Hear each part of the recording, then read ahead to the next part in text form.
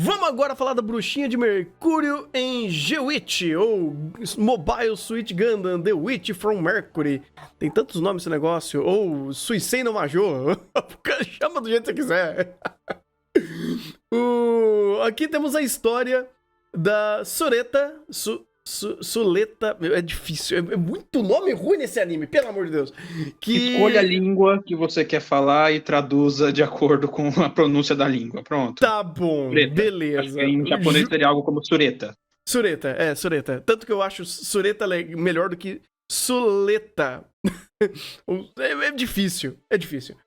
Ela basicamente é uma sobrevivente junto com a mamãe de um rolê muito errado que aconteceu na colônia espacial dela.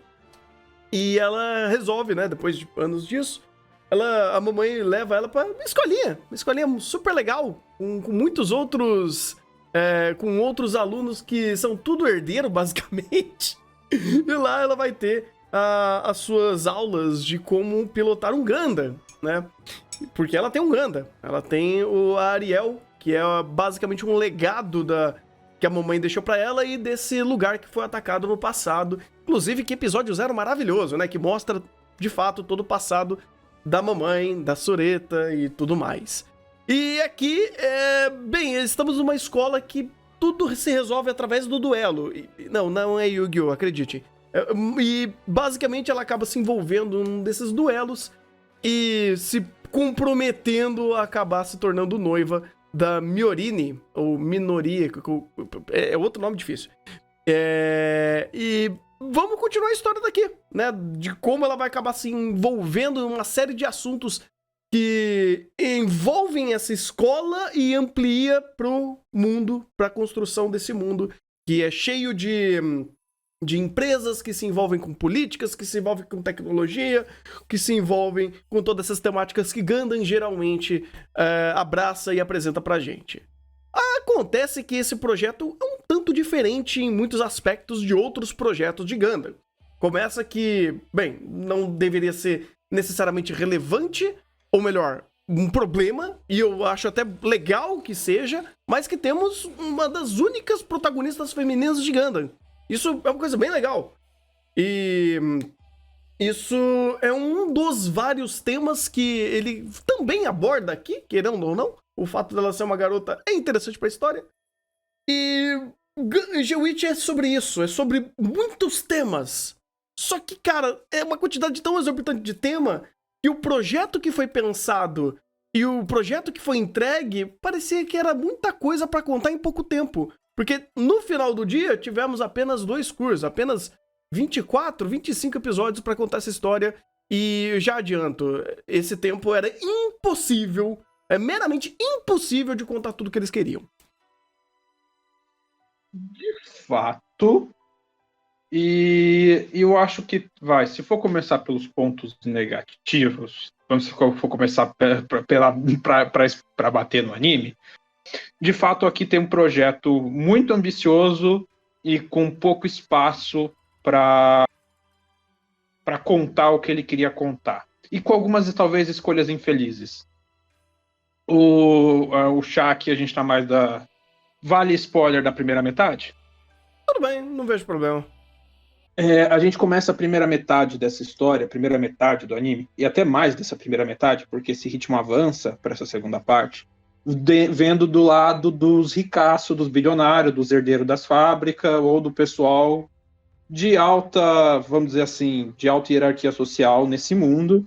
Tanto é que um dos grandes conflitos, ou talvez pseudo-conflitos, porque isso é colocado, mas não é explorado da primeira parte, é a questão do preconceito do pessoal que nasceu no espaço e é dono ou trabalha em altos cargos, essas corporações gigantescas que dominam esse mundo desse Gundam, e o pessoal que veio da Terra, são os fudidos explorados. A gente tem um vislumbre disso, acho que nos primeiros episódios, com o protesto da Terra lá e tudo mais, mas basicamente a gente fica nesse plot desse ponto de vista, no ponto que desde esse começo a história de Gundam já mostra que, e aí que eu começo a embasar meu ponto de defesa para esse Gundam, ele tem muita coisa que ele queria falar, mas desde o começo ele já começa a embasar qual que é o ponto que ele vai escolher? Que é personagem.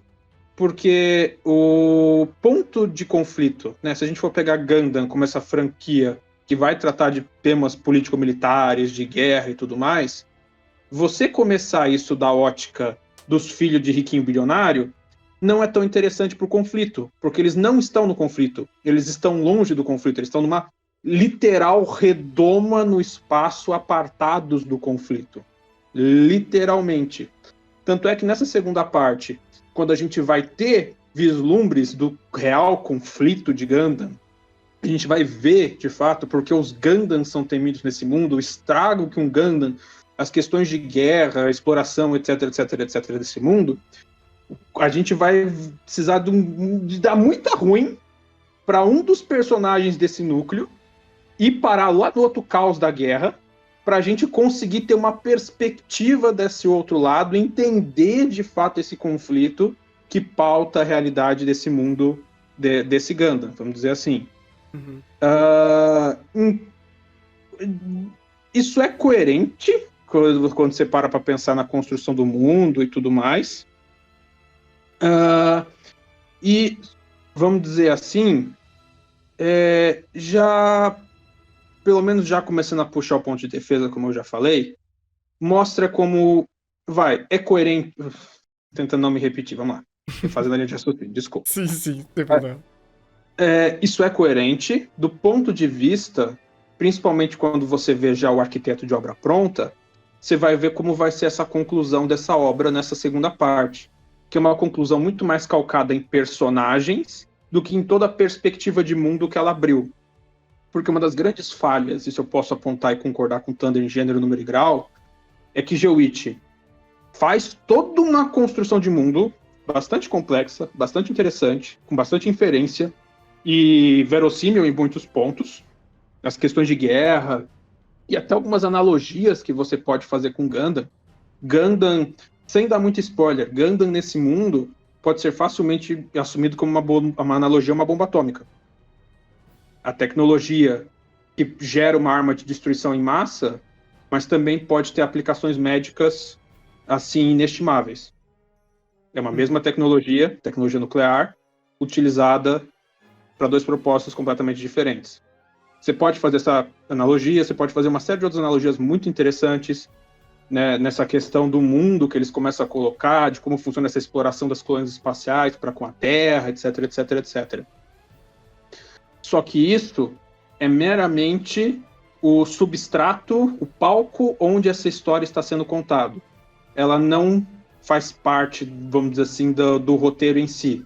Talvez possa até ser encarado como um certo problema narrativo. Porque esse mundo rico e muito interessante, que eu gostaria muito de ver Gundam explorar mais, os poucos episódios que a gente teve, onde esse mundo foi mostrado com seus mais tons de cinza, com sua maior complexidade, são episódios que brilharam muito, tem muita coisa interessante. Uhum. Só que aquilo ali acaba se resumindo basicamente ao palco dessa história. Esse mundo é desse jeito. A gente precisa mostrar que esse mundo é desse jeito para justificar os conflitos que estão acontecendo, pelo menos e a forma como eles estão, conforme eles avançam e escalonam, interferindo com os personagens principais dessa trama, ou porque esses personagens principais dessa trama agem de determinados jeitos perante aquele mundo e causam outros conflitos com base nesse mundo que existe, de onde eles vieram, das suas diferentes realidades e tudo mais. Mas esse mundo vai ser basicamente isso. Vai ser basicamente um palco. Ele não vai ser... Ele vai ter ali os elementos de ambiente, de cenário de conflito, mas esses ambientes eles vão existir para um propósito quase único de justificar pontos da narrativa, e os conflitos inerentes desse ambiente, dessa criação de world building não vão ser resolvidos. Porque daí eu volto, o foco aqui é personagem. O foco aqui são as duas protagonistas. Então, já vendo o arquiteto de obra pronta, vendo essa distribuição de episódios, faz sentido. Eles tinham muita coisa para falar e desde o começo eles já jogaram para isso. Faz sentido essa construção sendo um arquiteto de obra pronta. Né? Agora, para quem conhece talvez um pouco mais ou um pouco menos de Gundam, ou quem está esperando mais essa narrativa político-militar que Gundam é tão conhecido, eu entendo que essa obra pode ser um pouco frustrante, porque não é um Gundam que tem todos os elementos, mas esses elementos estão ali, entre aspas, de cenário, porque a história, ela corre em volta desses elementos, ela é influenciada por esses elementos, porque são elementos de mundo, é um mundo interessante da forma como ele foi construído, ele é um mundo coerente, só que a história não é sobre isso. A história é sobre as personagens. Pô, cara, que é uma coisa curiosa, vamos dizer assim, porque existe outro Gundam que, inclusive, tínhamos uma roteirista que era focada pra isso, que era a Mari Okada em Iron Blooded Orphans. E, obviamente, Iron Blooded Orphans teve muito mais tempo pra ser contado, né? Mas quando eu vejo GWIT e eu falo, ok, beleza, eu entendo que você vai colocar uma série de pautas em cima da mesa. Eu sei que você não vai ter tempo de desenvolver elas, eu sei que você não vai ter a ótica pra fazer isso, porque ainda assim estamos travados a uma escola onde todos são, a maioria no caso, são herdeiros e existe uma certa resistência e um certo maniqueísmo em cima de terráqueos nesse mundo. E existe uma redoma de vidro. Existe uma apartheid social, basicamente. Sim, existe. E existe contexto pra isso, inclusive, tá? Uhum. Mas, cara, quando você tem todo esse palco armado e quando eu vou pras linhas de fato, o desenvolvimento de personagem não é tão eficiente assim, tipo, ele é o foco, de fato ele é o foco, porque não dá pra você focar em outras coisas que não seja o personagem, você não vai ter tempo. E você já tem um problema clássico de muito personagem. Tem uma quantidade exorbitante de personagens aqui que não funciona. Tipo, você tem, por exemplo, do núcleo dos terráqueos, eles colocam uma porrada de personagem ali com algumas características específicas, alguns tipos de estereótipos. E quando você vai realmente aprofundar neles, não tem aprofundamento. Ou eles são apenas literalmente aquilo que ele foi previamente apresentado, onde ali você tem um ou dois conflitos que discorrem um pouco por conta que você tem um Among Us rolando ali. Então você tem até um pouco mais de base pra desenvolver algum conflito em cima de uma personagem pra dar mais caracterizações a ela ou dar mais camadas. E só isso. E os outros personagens, bem, ou você gostou do estereótipo ou você não comprou a obra, porque a obra não vai fazer questão disso. E é complicado, cara. Eu não vou ficar batendo muito em muito desses problemas que ele teve, porque obviamente não ia funcionar com o pouco de tempo que ele tinha, com tanta coisa que ele tinha na mesa pra fazer. E esse final de Gundam, ele foi o retrato disso. Eu tenho tanta carta na mesa que eu vou começar a tacar fogo na maioria delas, eu vou esconder outras, eu vou falar que determinadas cartas nunca existiram, resumir elas ao máximo que eu puder pra conseguir fechar o jogo, porque senão vai ficar literalmente um balaio de cartas ali, um balaio de situações, de conflitos, de contextos que nunca vão ser finalizados, que nunca vão ser explicados. Então ele precisou fazer tudo isso, sabe? Ele falou, olha, vou juntar tudo isso daqui, vou dar um desfecho que, teoricamente, cria uma situação de, olha, beleza, você consegue aceitar que aquilo é minimamente concebível, e segue o jogo. Não vou te explicar como, não vou te explicar o quê, não vou te explicar por quê. Eu vou te explicar que apenas aconteceu pra gente conseguir concluir, pra essa obra ter uma conclusão. Porque tem uma determinada etapa nessa história, né, da segunda parte, que literalmente, poxa, deu problema, deu ruim, aconteceu uma tragédia. Tem esse plano que conecta a mamãe, que é um dos personagens mais importantes daqui. E vamos apenas calcar todo esse desenvolvimento final apenas ali e entuchar tudo ali. Por exemplo, tem um dos vários conflitos, mas eu gosto de usar esse exemplo porque é muito bom. O Guel, que é um dos personagens mais interessantes dessa história, porque ele teve tempo, olha que engraçado, né? Ele teve tempo pra ser desenvolvido. Ele tem um conflito final, ele já tá pronto, o personagem já tá feito, já tá finalizado. E aí aparece o irmão dele. Você olha pra tela assim, você olha pro roteiro e você fala, o que esse moleque tá fazendo? Por que tu tá Riquinho enfiando um mimado. conflito desse do nada? Tinha tantas outras coisas que eram muito mais relevantes pra você resolver e o Guel já tava fechado. Por que tu vai enfiar esse problema? Ai, mas tá aí, pra fazer uma lutinha de Gundam. Você fala, caralho, sério? Eu vou ter esse conflito imbecil pra ter uma lutinha de Gundam legal pra mostrar um outro Gundam legal tretando com outro Gundam. Eu falo, cara, que besta. Eu poderia falar, é rico mimado sendo mimado. É coerente, mas isso seria...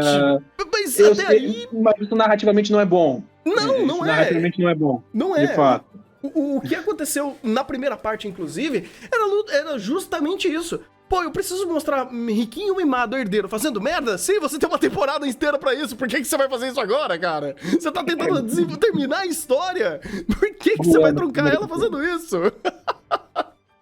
Guel na primeira temporada, riquinho mimado fazendo merda. Foi fantástico. Foi fantástico, porque é coerente. É coerente. Ele tendo... Inclusive o Guel, ele sofre de algo muito parecido com o que a gente falou em Revenger, com o protagonista. A história do Guel é fantástica. É maravilhosa. Mas toda a história que envolve, que tá envolto a ele, ou a história do anime, ela não ajuda. Não ajuda, sabe? Se a história fosse do Guel, show, beleza. Ou até mesmo a história da Sureta. Não tem problema a história dela. Ou da Miorine também, que é uma boa história. Mas existem, literalmente, histórias de personagens que se perdem em meio a essa narrativa. São histórias legais. Mas, poxa, eu tenho que analisar Gundam como um anime inteiro. Poxa, se eu for fazer isso, obviamente vai ter histórias muito mais tortas, personagens muito mais ou pouco funcionais, personagens menos desenvolvidos ou personagens que só estão ali para atrapalhar a narrativa como uma ferramenta narrativa, e quando isso é feito bem, não tem problema, mas que é tanta coisa que se você coloca num único balaio, num único saquinho, o que é G-Witch, ele é estranho. Ele é esquisito. Porque se você ficar no nitpicking e, pô, eu vou analisar a história do Guel, vou analisar a história Dos principais, o Guel, a Miorine, a Sureta, da Nika. A própria mamãe também tem pontos interessantes na história dela. Sim, a história da Próspera é muito boa. É uma das histórias que mais funcionaram ali no meio. Mas personagem principal, vamos dizer assim. Apesar que eu tenho alguns probleminhas com o entre aspas, maniqueísmo no final. Mas eu entendo o ponto ali que foi colocado. Sim, sim. Aí você tem, por exemplo, outros personagens que, inclusive, a própria representação de alguns terráqueos que vieram depois de... qual que é a sua representação? O que você vai fazer na história? Ficar, literalmente, alguns episódios trancado num quarto, reclamando da vida. Eu falei, mano, pelo amor de Deus, né? Você não tem tempo pra contar o que você quer contar. Você vai deixar o personagem gastando tempo de tela, trancado num quarto, rabiscando um caderninho. Eu entendo a simbologia, eu entendo a situação, mas não é funcional pra narrativa. E o meu problema maior, e já até concluindo algumas questões de G-Witch, ele como anime, como uma experiência completa, uma narrativa completa, que abrange todas as temáticas, todo o storytelling que ele traz, a conexão de personagens e conflitos, ele não é muito funcional. Ele tem determinados problemas que eu entendo os problemas, mas ainda se tornam problemas. Que é questão de tempo, falta de foco, falta de funcionalidade para muito personagem, falta de camada para muito desses personagens, porque a história se preocupa em contar o personagem como personagem, não como uma ferramenta narrativa, então eu tenho que ver ele como personagem, mas no final do dia ele só vira uma ferramenta narrativa. Então tem tantos pequenos problemas pormenores que são entendíveis, mas que no final do dia eu falo, poxa, pra mim, o G-Witch ele começou a perder gás. Ele ficou mais desinteressante porque tem muitas passagens que elas foram prejudicadas com o tempo. Mas ainda assim, unitariamente, em alguns aspectos, quando eu vejo alguns personagens, ou até mesmo a produção, que tem alguns momentos fantásticos, e outros que nem são tantos, ele pode cativar sim. Ele pode conseguir te prender em um determinado sentido da história, em uma determinada linha que ele quer seguir, mas ainda assim é uma história extremamente esburacada. É um queijo suíço esse negócio. Então, é um queijo suíço, mas olhando de novo a obra pronta e com seus 24 episódios que ela teve, não tinha muito como ser diferente. O Thunder deu o exemplo da luta do Guel com o irmão dele. Eu vou dar outro exemplo para mim que isso é mais claro: o tomate. A gente chega num momento que não, para mim o tomate é um exemplo muito claro. O tomate é um bom exemplo. É um bom exemplo. É um recurso narrativo muito claro e nítido do ponto como a narrativa nessa segunda parte ela foi apressada e os elementos estavam ali basicamente para ser recurso de roteiro. O tomate em GeoWitch ele tem seu simbolismo ali dele com a Miorine e tudo mais, mas em determinado momento da obra o tomate vai receber uma importância que ele vai ser a chave mestra para desvendar um mistério, um momento de ápice de conflito ali. E como isso vai ser? De repente uma personagem brota, analisa o tomate e dá informação X. Do nada, gratuito. Daí, para alguns episódios depois, essa informação gratuitamente gerar a resolução de um dos problemas. Uhum. É incoerente no sentido de que não é justificado, olhando vamos dizer assim, olhando na marcha contrária do anime, do final em direção ao seu começo, você vê os elementos. O Thunder reclamou da menina da Terra lá, que estava comendo tempo de tela quando estava trancada ali vários episódios. Olhando do final da resolução dela para o começo, eu não vejo isso tanto como comer tempo de tela, porque vamos dizer assim, a atitude dela ali que ela estava tendo, mas a resolução e os desenhos dela justificaram as atitudes que levaram ao desfecho dela e ao desfecho de outro personagem. Então, vamos dizer assim, os elementos eles estão minimamente amarrados, eles não estão completamente jogados ali. Poderia ser mais eficiente feito, poderia ser mais desenvolvido, se em vez de a gente ter uma obra de 24 episódios, a gente tivesse talvez o tamanho certo, que deveria ser GeoWitch, 48 episódios? Muito provavelmente. Sim. Porque GeoWitch deixou muita ponta solta. E basicamente afunilou para resolver, entre aspas, ou pelo menos para dar um desfecho mais definitivo, a dupla principal, que é a Shureta e a Miorine. Ele vai fechar tudo para dar um desfecho mais certo para essas duas personagens, a custo de sacrificar desenvolvimento de outras coisas ou de usar alguns recursos de roteiro. Eu ainda dou muito valor, porque, querendo ou não, quando eu vejo esse saldo final, e principalmente vendo do final, eu não consigo ignorar que, isso aqui foi bem amarrado até.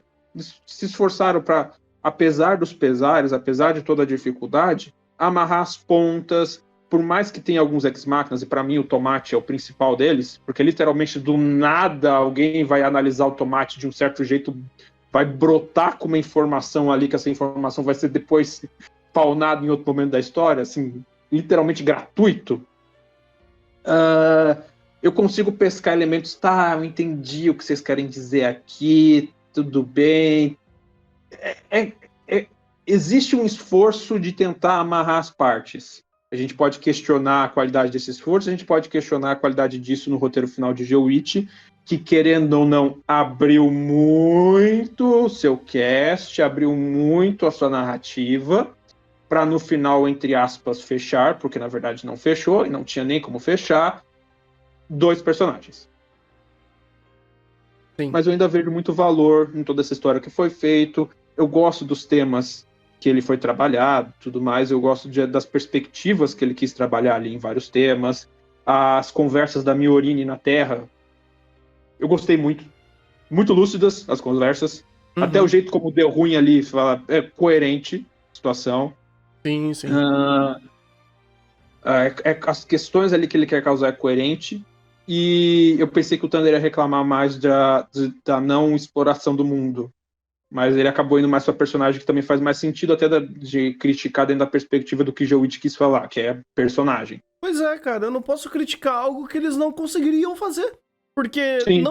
não foi nem o escopo, inclusive. Na primeira temporada foi. Na primeira temporada completamente foi. Tivemos até o momento queimar a bruxa. Foi um episódio bem interessante. Meio cringe, mas interessante. Mas quando eu vejo que a narrativa tá começa a ter focos de incêndio no meio da narrativa, eles falam, cara, eu não vou poder apagar tudo. Eu vou ter que focar em uma coisa. E eu vou jogar isso a personagem, eu falo, beleza, então eu vou me comprometer a entender o que você quer fazer usando esses recursos. E o mundo, no final do dia, foda-se. Tipo, ele se tornou muito menos relevante do que era no começo. Porque no final do dia, ou ele fechia... Não. É porque ele não conseguia respaldar mais uma amplitude pra relevante. Isso. Porque a narrativa começou a ser consequência das tretas do mundo. Ah, sim. Mas ele não é relevante no sentido de que o roteiro, enquanto obra, quis trabalhar aquilo. Isso. Era mais o palco tava lá. Isso, o palco tava ali. Ele te mostrou, você tava inserido ali, e todas as explicações, pelo menos, estavam minimamente respaldadas para os conflitos serem coerentes com o que estava sendo apresentado. Mas ainda assim, reativo a tudo que estava sendo proposto, principalmente por personagem. Porque no final do dia era, eu só tenho esse um evento pra fazer. Eu não vou poder fazer mais nada do que seja isso. Então eu vou fazer esse um evento e eu fechar a obra nesse um evento. E vou fazer o quê? Não tenho o que fazer, cara. Não ia ter tempo. Então, é uma pena. É um projeto que eu dou muito mais demérito a como foi pensado ou como foi concebido. E aí, muito pouco deve ser problema da Steph. Provavelmente deve ser questão de comitê de produção, o tempo que eles deram para fazer esse projeto, o tempo que eles dispuseram para ter os episódios. Então, é um problema muito maior que sai das mãos das pessoas que simplesmente pensaram no projeto. Ou pelo menos estavam desenvolvendo ele. E acaba afetando a narrativa, assim como outros pequenos exemplos ruins que a gente teve ao longo desses anos que a gente já faz análise aqui de outros animes que também foram sabotados por projetos ruins. Ou projetos que em determinado momento começaram a mostrar fraqueza ou problemas de calendário, né? E G-Witch, infelizmente, foi um desses que caiu nesse balaio. E por conta disso, cara, sim, G-Witch, ele ainda é interessante, assim, de um aspecto total. É uma obra que faz sentido, de um aspecto total. Eu ainda dou muitos saldos positivos depois de ver o que foi toda a sua experiência, mas ainda assim, eu não posso deixar de notar que existem muitos buracos ao longo dessa história que, tecnicamente, estão ali. Eu não tenho o que fazer. Você, como espectador, pode literalmente ignorar isso e aproveitar a melhor coisa que ele possa ter e se apegar melhor a alguns personagens por determinados estereótipos. Mas eu não estaria sendo sincero se eu fizesse dessa forma a análise. Então eu tenho que, de fato, entender o que foi funcional ou não funcional dentro dessa narrativa, dentro desse projeto. E pouco falamos, mas dei umas palhinhas sobre isso. E sim, até a produção, que é uma produção de alta qualidade, ou de a média alta da temporada, com toda certeza, mas ela também sofreu alguns problemas ao longo desse tempo e tiveram episódios mais fracos. Mas isso não comprometeu tanto assim a história, porque ainda assim a produção de G-Witch é uma qualidade boa, é uma qualidade bem acima da média da temporada, e alguns momentos não eram tão espetaculares quanto outros, mas foi bem sólido pra contar essa história. Então eles pelo menos conseguiram entregar, principalmente as lutas de Gundam, que não tinha tanto, assim como o Maurício falou. Pra quem é fã de Gundam pode achar meio estranho e falar, caraca, mas não tem tanta lutinha de robô gigante legal. Não tem. Não teve tempo. Então é difícil. Não só lutinha de robô gigante, né? Gundam é famoso por trabalhar conceito de guerra, das consequências e tudo mais. E meio que isso ficou mais no final da obra, e olhe lá. Uhum. E não é nem o final conclusivo, novamente. A conclusão aqui foi sobre personagem, não foi sobre mundo. Pois é. Então é um Gundam... Eu não conheço a franquia Gundam tão bem assim, eu conheço mais o que falam dela, desses pontos. Mas dá pra perceber que sai um pouco da curva, pelo menos do que costuma dizer-se que é Gundam. Apesar de que eu ainda vejo muitos dos elementos ali. Ainda é nítido que tem muito elemento muito interessante, inclusive, ali.